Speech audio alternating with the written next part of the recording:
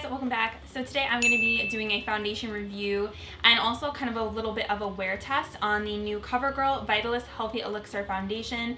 I know this has been going around YouTube like crazy because every time a new foundation comes out of the drugstore, we all have to try it and see what we think. So I have completely nothing on my face right now. My face is bare. I just wanted to start out with nothing on, even though I probably look crazy right now, but I wanted to show you guys how it looks on my skin and kind of let it be a surprise. I know it sounds weird, but I think it's just a little bit more fun that way. So if you're curious to see how the Covergirl Healthy Elixir foundation wears on my skin, then just keep on watching. So I just looked on the Ulta website and this is completely sold out, which is crazy. But just go to your local drugstore. I got mine at Rite Aid and there was all the shades in stock. I'm wearing shade 710 and this shade, honestly, it was like the second to lightest shade. Let me see what the lightest one is. Ivory.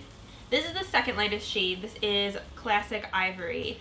And Covergirl foundations are always a little bit pink, which scares me because I don't love pink foundations. I feel like I am more yellow toned. But this one honestly isn't too bad. I've tried worse Covergirl foundations, like that clean matte one is so pink on me I couldn't even wear it. This retails for about $12 depending on what drugstore you go to. I love that it has a pump and I really like the packaging on this. It has a nice glass bottle, it feels really sturdy. I like this little gold band around the cap. It just looks really nice overall and I love a pump because then that means I don't have to pour it on my hand, waste product. I hope that more drugstore brands are going to start coming out with pumps.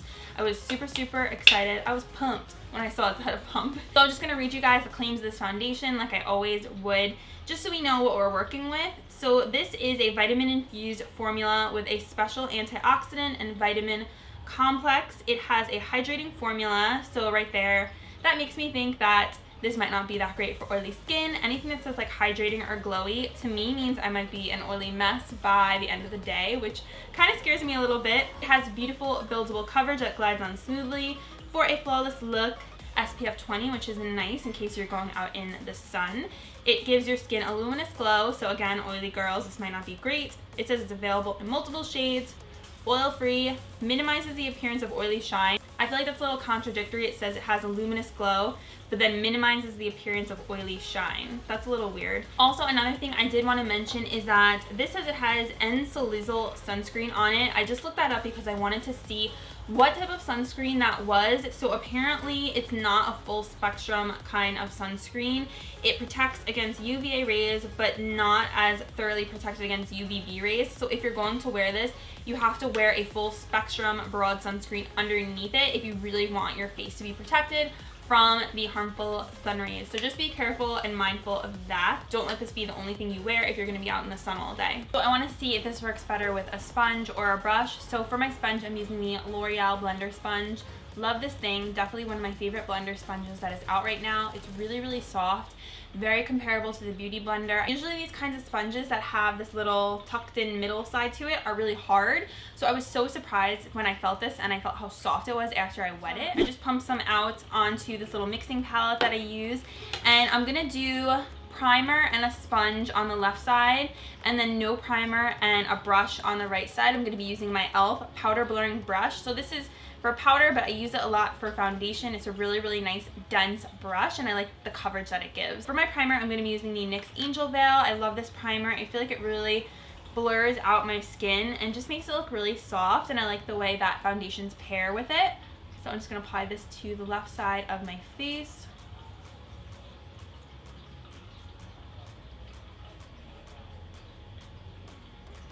Alright, so let's put the sponge to work. I'm just going to dip it into the foundation and start blending it out.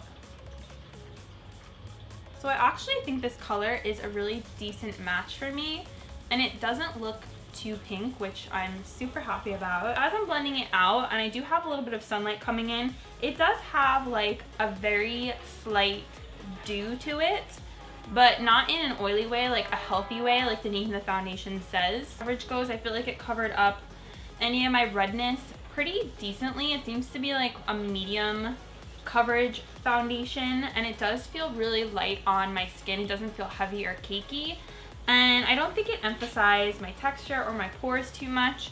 It just really gave me a nice even coverage to my skin.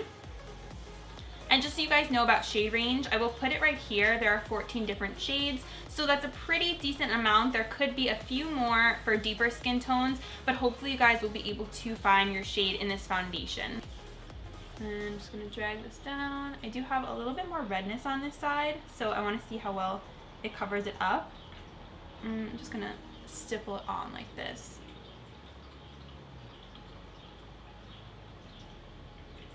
So it definitely, for some reason, looks a little bit more glowy when you apply it with a brush. It looks way more glowy than the sponge side does.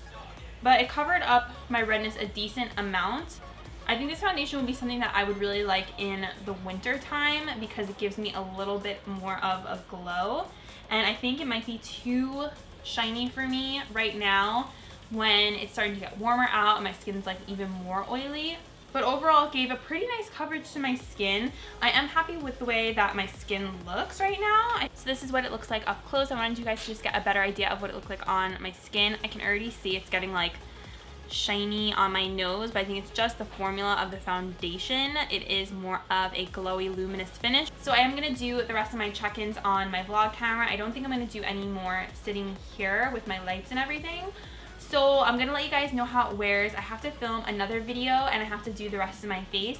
So the next time you guys see me will be on my vlog camera, but so far I really like the way that it looks. It's definitely glowy, definitely probably would be better for people with dry skin. This is one of those foundations that has to be set, especially because it's one of the glowier type of finishes.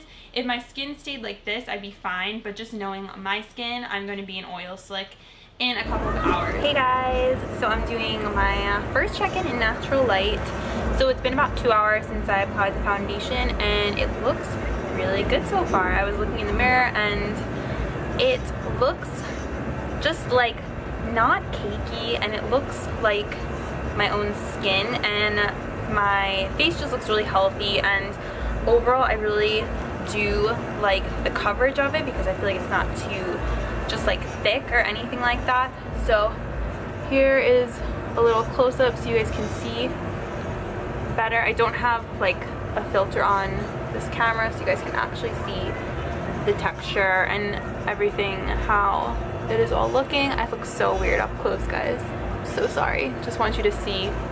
It didn't settle into like any fine lines or anything. I do have like those a little bit of like a smile line over here, but so far it's fine. I don't feel oily or anything, but the true test will be by the end of the day how I am looking.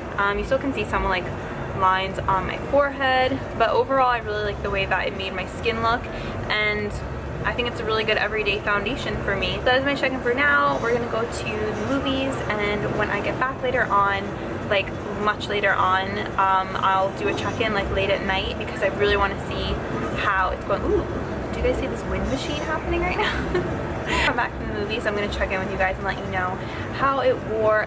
That is all for now. Here's how we're looking. Pretty good, so I will see you guys later. Hey guys, so it's my final check-in. Hopefully you can hear me. There's a really loud fan in my bathroom, but this is like the brightest place where I can show you guys what I'm looking like. So this has been on for about 5.5 hours now. So the side with the primer definitely looks better and less oily than this side. If you guys remember, I didn't put primer on this side, and it broke up a little bit on my nose over here, a tiny bit on my forehead, and my forehead is a little bit oily, and this side of my face is a little bit oily. I'm sure if I wore this for even longer, I would be even more oily because I didn't wear it for like an entire full day. So I do like the way my skin looks. It looks nice and natural. It really isn't as bad with the oils as I thought it was going to be. But I definitely think this is something that is more suited for dry skin types. So if you guys have a more dry skin type, then definitely check out this foundation. I think you would really enjoy it. So I think that's it. I hope you guys enjoyed this foundation review, and let me know if you guys try this foundation out in the comments down below. I'd love to hear what you guys think about it. Please subscribe to my channel if you guys have not yet, and until next time, I will see you in my next video. Bye guys!